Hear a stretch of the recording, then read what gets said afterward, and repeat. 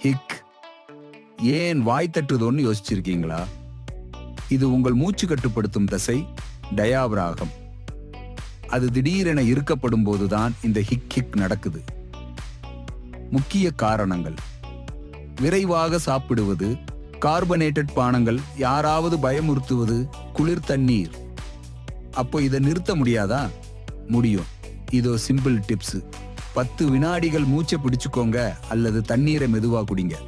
இது டயாபிராகத்தை சாந்தப்படுத்தி வாய் தட்டுவதை நிறுத்தும். வாய் தட்டல் ஓடிவிட்டதா?